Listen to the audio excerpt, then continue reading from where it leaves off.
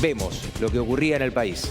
Las imágenes que recorrieron el mundo, porque así ha sido, y la repercusión ha sido también internacional, con una marcha muy fuerte, y además de los presentes en cada uno de los lugares de la Argentina, y vemos lo que fue, obviamente, la marcha más grande en Capital Federal, también la repercusión que generó una encuesta de una consultora internacional que marcó que el 82% de los argentinos está de acuerdo con la educación pública y que quiere sostenerla.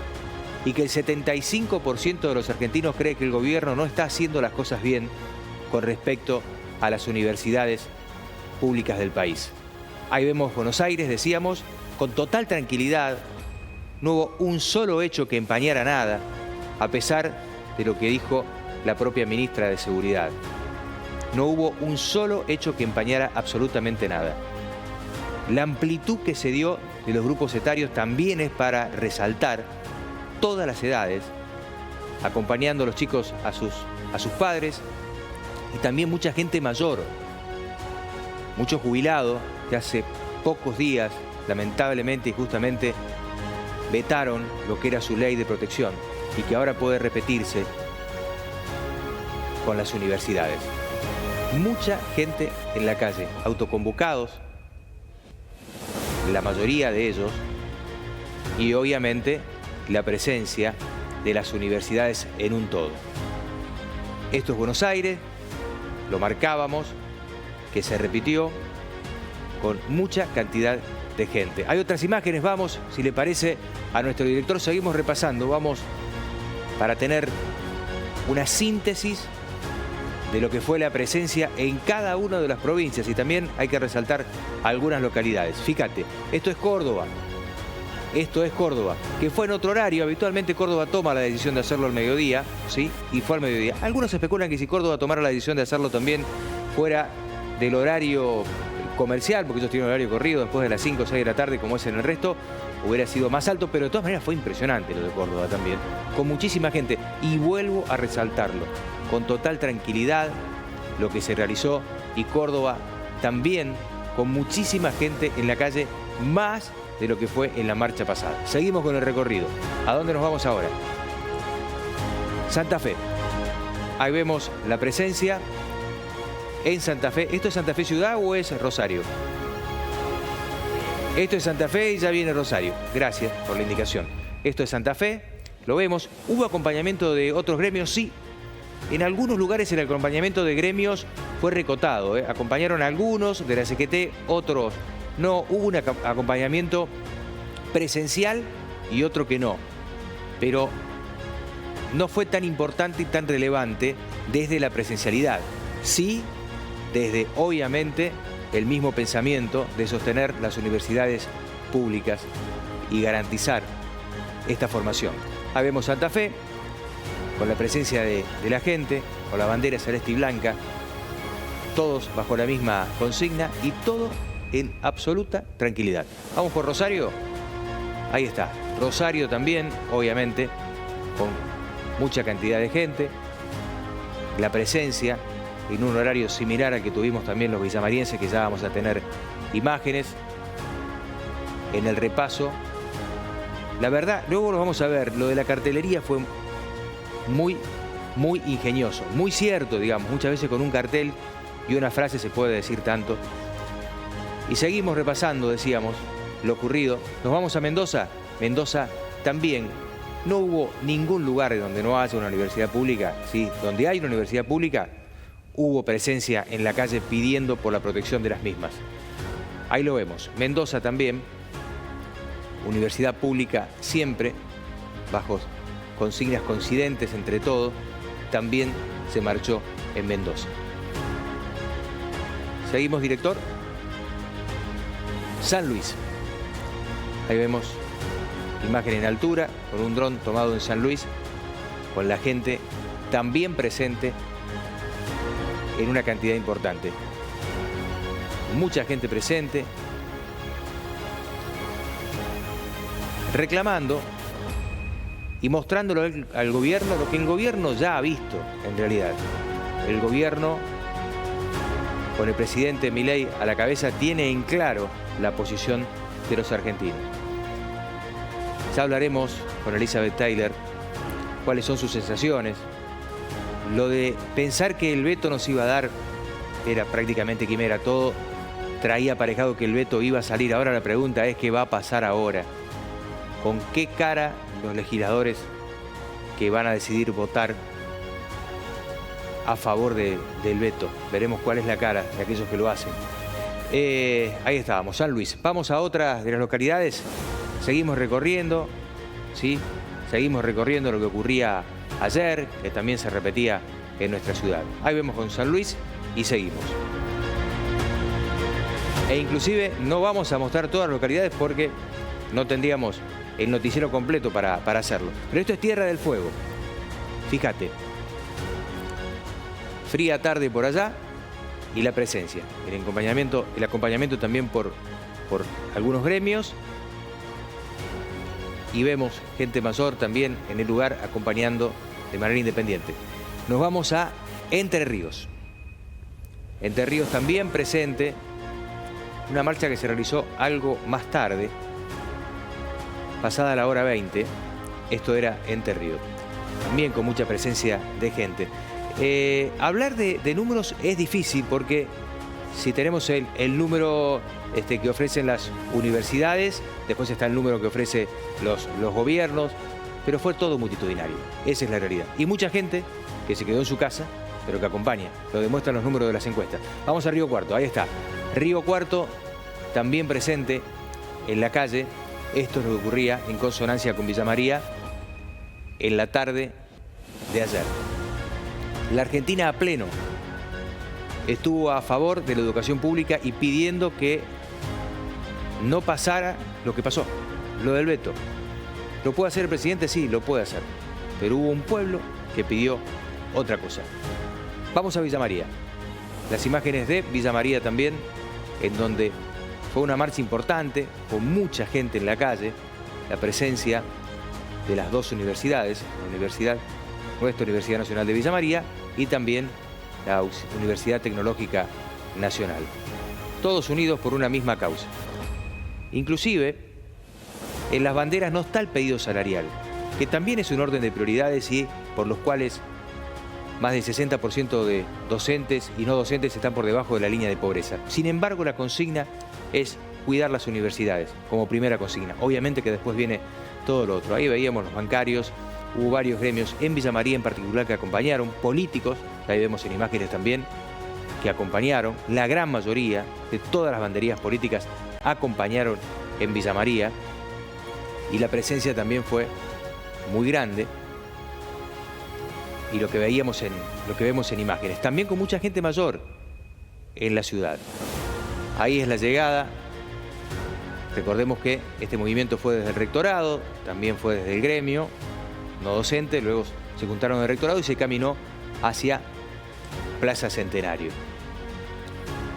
En la lucha de una universidad, también por lo tuyo, por el futuro de tus hijos, por el futuro de tus nietos, para que no se rompan los sueños, porque aquel que es un trabajador y que tiene un montón de sueños rotos porque le cuesta llegar a fin de mes, si hay un sueño que todavía no se ha podido romper, es que tu hijo, que tu hija tengan la posibilidad de estudiar de manera gratuita. Ese sueño lo tenés intacto, ¿sí? Porque la formación es gratuita, 100%. Que no nos quiten ese sueño, porque hay claras posibilidades o claras intenciones de buscar un arancelamiento. Y si se arancela, la realidad es que van a estar cobrando. Aquellos que somos algo más grande, que rompemos la barrera de los 50, supimos vivir lo que es no tener universidad pública en Villa María. Y ya era complejo, con universidad pública sí en Córdoba, pero irse a estudiar a Córdoba era una erogación de dinero que muchos de nuestros padres no tenían y por lo tanto hubo muchos sueños truncados. Que no vuelvan a truncar un sueño, porque tenemos una universidad acá, en Villa María, y la posibilidad de formarnos acá de manera totalmente gratuita. Y aquel, como decíamos, que es obrero y que se le complica o no llega a fin de mes, sin embargo, tiene el sueño de que su hijo viva otra realidad. Que no nos quiten los sueños ni la realidad de nuestros hijos. Vamos con fotografías, imágenes también, vamos, porque en realidad en las imágenes, en la instantánea, aparecen los carteles. Ahí están algunos de los carteles que son referenciales, ¿sí? En todo el país, son en todo el país. También hay, obviamente, carteles de los nuestros. Ahí están, ¿sí? No es un ajuste, es un atentado contra el mástil más alto. No a los recortes a nuestro futuro. Bueno, de eso hablamos. De eso esto se está defendiendo. Se está defendiendo el futuro, ¿eh? Porque si va socavando de a poco, esto va a ser algo en donde que si lo permitimos va a ser de a poco, pero se puede llevar puesto todo. Las cartelerías decíamos que hablan por sí solos y que marcan el pensamiento de un pueblo, en donde la idiosincrasia del argentino tiene muy en claro lo que quiere y que lo pretende sostener. No pasará en otros países, seguramente no pasará. En el nuestro sí pasa. Y hay que defenderlo. Y se está haciendo.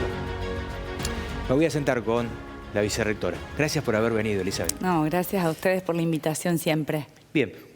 A ver, se vive, te pregunto en tus sensaciones, hay como una sensación de ambigüedad. Por un lado, el hecho de decir, bueno, de nuevo la marcha, es indiscutible el apoyo del pueblo argentino. Y por otro lado, hay nomás a unas horas el presidente tuiteando y después... Sí, la verdad es que esa sensación ambigua es de alguna manera una definición de cómo estamos, de qué distintos posicionamientos se encuentran respecto a qué tipo de país queremos. Y yo no quiero de ninguna manera aparecer como alguien que quiere abultar por sobre otras acciones e instituciones el valor de la universidad. Pero hay un claro mensaje en las dos marchas de que la universidad representa para el modelo argentino, como recién vos lo señalabas, una posibilidad de la defensa de un tipo de nación que está sostenida en base a la construcción de las capacidades que tienen los pueblos a través de la educación de poder desarrollarse. Porque además de la cuestión directa que tiene que ver con lo que estamos poniendo a consideración de la sociedad como el presupuesto para funcionar, también hay un presupuesto más invisible, más indirecto, que son las capacidades que desarrollan en el lugar donde están las universidades para que otros sectores, aún que no van a la universidad, incluso hasta empresarios que deciden invertir, tengan la capacidad instalada de las personas que se requieren, con las habilidades que se requieren para poder llevar adelante esos proyectos, ¿no? O sea que también, si vamos a hablar, podemos meternos en tema, en lo macro de la economía también es importante y es difícil de medir, pero se sabe que es grande. Es absolutamente difícil de medir, pero para Villa María, por ejemplo, tenemos a favor que todavía, al ser tan contemporáneo el nacimiento de la universidad, es muy visible el impacto que tuvo la universidad, en su momento también la UTN, de la capacidad transformadora que tuvo, no solo de lo habitacional, porque cambió hasta la fisonomía de la estructuración y de la grilla de la universidad, lo desarrolló en el comercio, reforzó una tendencia que tenía de ser una ciudad-región planteada muy de la mano con ser proveedora de servicios de salud y de educación.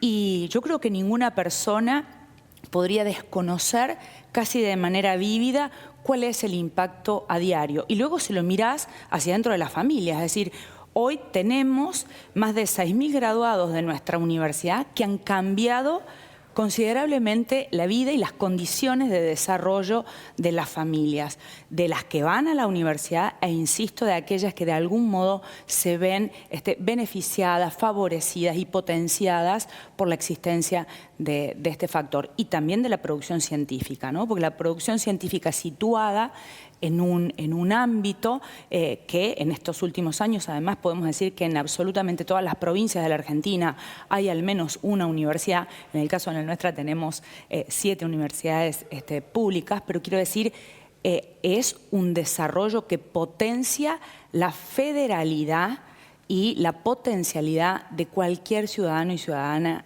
que se piensa en esta nación. La vivencia no es trasladable, pero somos contemporáneos, soy un poco más grande que vos, pero más o menos de la edad. Y lo que hemos vivido nosotros de chicos, nos pasaba que al terminar el secundario estaba el grupo de chicos que sus padres eran de mínimamente clase media, con mucho esfuerzo, acomodada, por así decirlo, clase media casi alta, que estaba la posibilidad de ir a estudiar a Córdoba.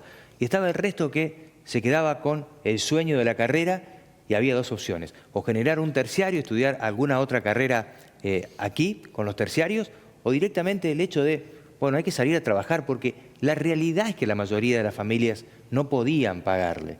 Eso es lo que pasaba. Digo, la vivencia es bueno tenerla porque después están un montón de chicos que inclusive están detrás de cámara, que son de otra generación, que eso no lo han vivido y ojalá que no lo tengan que vivir.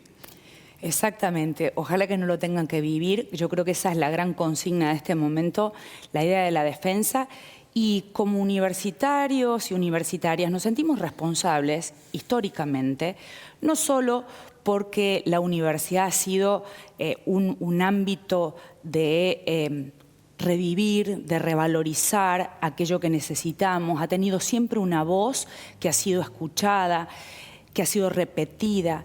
Nosotros tenemos la obligación histórica de no tomar una decisión puertas adentro desde la universidad. No podríamos como universitarios decidir y defendernos solos porque entendemos que es un patrimonio que nos excede. Yo por ahí escuchaba en estos discursos de la contradicción decir, ¿por qué hay organizaciones que se suman a politizar? Yo no hago esa lectura. Yo entiendo que hay otras organizaciones y ciudadanos y ciudadanas no organizados que se suman a una marcha porque sienten propia a la universidad. Y eso a nosotros nos obliga a tener que poner en consideración de la ciudadanía respecto de cuál es la situación que estamos viviendo, porque no es algo que nos competa. Sí nos compete su buena administración, el desarrollo de políticas de crecimiento, seguir mejorándola como institución. Por supuesto que sí, y es una responsabilidad absolutamente ineludible, pero es colectiva. Es una responsabilidad donde nosotros tenemos que hacer saber a la comunidad que tanto impacta en su entorno, como decíamos recién, cuál es la situación que estamos viviendo. Y por supuesto, también pensaba cuando venía para acá, digo, tanto estaremos de confundidos si hay tanta gente que sale a defender de esta manera a la educación pública. Parece imposible pensar que estemos haciendo una lectura equivocada respecto del valor de la educación pública, porque yo creo que también, y se veía en todas las marchas de todo el país, gente de distintas edades. Eso tiene que ver con que se trata de la educación en general lo que se está poniendo en riesgo, ¿sí? Entonces, pensar que no hay un futuro de esa síntesis a donde no llegan todos y tenemos que seguir luchando al contrario, sí, porque lleguen más personas que así lo deseen a la universidad, y no por el contrario. Vos hablabas de la clase media. Las sociedades que no tienen esa posibilidad del desarrollo de sus capacidades tienen muchas menos condiciones que habiliten a sociedades que tengan una distribución más justa de la riqueza, una distribución de la información, de la comunicación, de los saberes, ¿no? Porque si podemos ver, si vamos a hilar un poquito más fino, podemos mostrar que el gobierno ha hecho una prueba piloto con respecto al aporte a lo privado. Porque en el caso del acompañamiento de UPC ayer era claro y masivo. Porque el aporte que hizo puntualmente en lo que es el nivel medio, en el nivel secundario, hubo un aporte a los colegios de gestión privada en lo económico, ¿sí?, aranceladas, para ayudar a los padres a poder sostenerse dentro. O sea, uno piensa que la intención del gobierno a las claras es ir por ese camino. Por eso marcaba lo del famoso voucher, que ahora ha quedado rezagado, pero todo hace indicar que esa es la idea. No lo quieren hacer de forma tajante y extrema porque evidentemente no lo van a poder. Pero si cada vez dan menos dinero, los sueldos que sostienen a los docentes y no docentes es tan bajo, en realidad socava. Va a ser una cuestión de un camino de a poco, pero camino al fin. Totalmente. Además, el concepto del voucher es un concepto que aleja de la idea de derecho. Cuando existe un dispositivo, cuando existe un instrumento como es el voucher, yo tengo que demostrar que necesito el voucher. El derecho no me tiene que preguntar cuánto de pobre soy para poder acceder a la educación con un sostenimiento, porque eso también es un concepto de cómo nos tratamos como sociedad. No puede haber una política para algunos y otro modo de acceso a una política educativa para otras personas.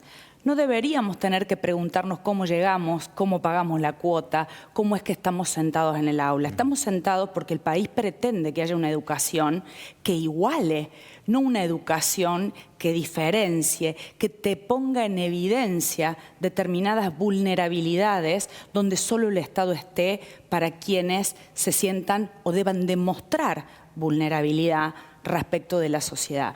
El Estado está para igualarnos. Ese es el concepto que tenemos. ¿Qué te pasa a vos como vicerrectora cuando se pone en tela de juicio, que es lo que se han agarrado hoy mucho ahora, el tema del manejo de la economía de las universidades? Bueno, yo creo que hay una gran tendencia al relato. Yo veo muy poca política pública y veo mucho relato. En el relato es una supuesta verdad respecto de otra supuesta verdad. La universidad no es una suposición, es una realidad. Es una realidad que es accesible, que cualquier persona puede acceder a saber de qué se trata, cómo se maneja. En las universidades públicas jamás hubo una exageración en el uso de los recursos. Toda vez que las universidades tuvimos momentos, trayectorias de mayor impulso del presupuesto, está a la vista que crecimos. Crecimos en edificios, crecimos en laboratorios. No fue un mal uso del recurso. Toda vez que tuvimos oportunidad económica sucedió. Y luego hay otra cuestión que tiene que ver con las supuestas no auditorías.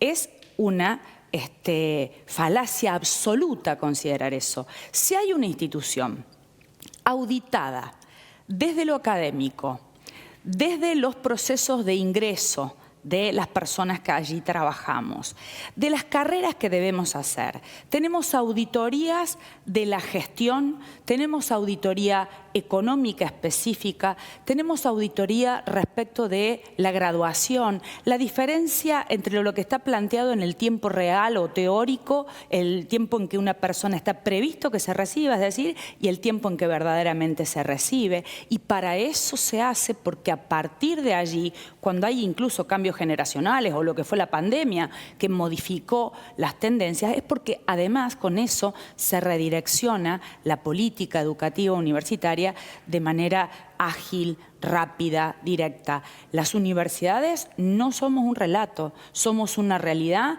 que es palpable, que es visible, que cualquier ciudadano y ciudadana tiene acceso a saber cuál es la información. Y cualquier persona que la transitó también puede defenderla con tranquilidad, que verdaderamente, vuelvo a decir lo que decía al principio, toda vez que tuvimos más presupuesto, se ha invertido y se lo puede ver en épocas del rasgo de los edificios. Si uno ingresa a las universidades más viejas, incluso en la nuestra, se ven los momentos históricos en los cuales hubo más presupuesto porque la universidad en ese momento se expandió visiblemente. Y es muy palpable entre el relato y lo empírico, hablando puntualmente de la ley, a la hora de votar desde los libertarios, si no me equivoco, es el artículo 7 que habla de acrecentar en realidad lo que era el control. Había un artículo que hablaba de eso y ellos votaron en contra de ese propio artículo cuando lo hicieron de manera desmenuzada en la ley. No se comprende. Y ahora también, porque podría haberse tomado la ley en su conjunto, que es lo que hizo el gobierno finalmente para vetarla, o haberla hecho en alguna parte. Ellos consideraron que todo estaba mal. Y dentro de ese paquete que incluye la ley, habla también de la verificación y mayor control para las universidades. Creo de nuevo que es por una cuestión de relato, porque exactamente si no aparece a la vista la cuestión de la coherencia o la incoherencia interna. Es otra construcción de relato. Es un pueblo que se manifiesta de esta manera y una acción de una mano rígida por parte de un Estado que no escucha, mejor dicho, de un gobierno que no escucha a la sociedad. Porque creo verdaderamente que la ley fue aprobada, ¿no? Digo, no hay que olvidarse que la ley fue aprobada. Acá, por supuesto que ahora de nuevo, nuestros legisladores tienen a su cargo esta nueva etapa, este nuevo tratamiento que se ha pedido desde los diferentes bloques, una sesión extraordinaria para el día 9.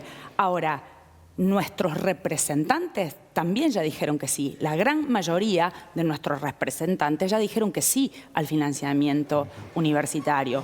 Por lo tanto, es una cuestión de relato. El sí que dijeron nuestros legisladores en representación del pueblo, el sí que vuelve a decir la marcha y la insistencia en un veto como un mensaje de alguna manera que nos vuelve a poner en una situación de sigilo. Como ciudadanos, uno lo que pretende es que un gobierno nos cuide como ciudadanía, ¿no? Que cuide lo que funciona, siempre perfectible, por supuesto, que funcionen las instituciones que dan algo visible a las sociedades, que podamos tener las revisiones, pero no hay un diálogo. Ni siquiera se puede pensar que haya alguna modificación que nos quieran hacer llegar a las universidades. Simplemente se trata de un no diálogo, las mesas paritarias están cerradas. Bueno, es una filosofía de un modo en que se invita a vincularse en la sociedad. Y vuelvo a decir, es demasiado duro de comprender que sean nuestros representantes elegidos que nos inviten al no diálogo, que nos inviten a un veto, a asistir a un veto de lo que la propia sociedad con sus representantes institucionales están planteando, están diciendo, y lo que ayer sucedió es un grito, digo, son nuestros representantes y nuestra población gritando que quieren defender, que queremos defender a la universidad, pero queremos defender a la educación pública. Lo del veto era un hecho. Ahora, ¿qué te parece que puede llegar a ocurrir? Te voy a hacer un poquito de futurología, pero me parece que es complicado, ¿no? En política, saber qué va a ocurrir el miércoles. Sí, en política es difícil. Sin embargo, yo sinceramente creo que nuestros legisladores, como decía recién, ya aprobaron la ley de financiamiento. Han tenido oportunidad de verla, han tenido oportunidad de tener reuniones, las comisiones específicas se han reunido con el CIN, el CIN, que es nuestro Consejo Interuniversitario, que nuclea a todas las universidades públicas, se han reunido con los referentes gremiales, han tomado también de parte de estudiantes de las federaciones estudiantiles universitarias argentinas información para nutrirse respecto de qué era lo que estaban tratando con esta ley y la han acompañado. Yo lo que pretendo y lo que creo es en que los diputados van a repetir el acompañamiento. Ahora sabemos que con 2/3 de los presentes pueden revertir esta situación.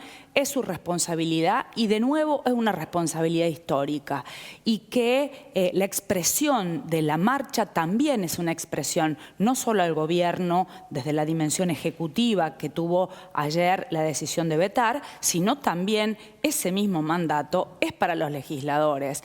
Luego, digo, hay que salir a la calle con un mandato otorgado desentendido o no escuchado. Por lo tanto, yo creo que así como lo hicieron cuando se aprobó la ley, lo van a volver a hacer acompañando a una nación que sabe que tiene allí mucho en juego, ¿no? Y que la universidad, la educación es nuestra, es nuestra. Elizabeth, gracias por haber venido.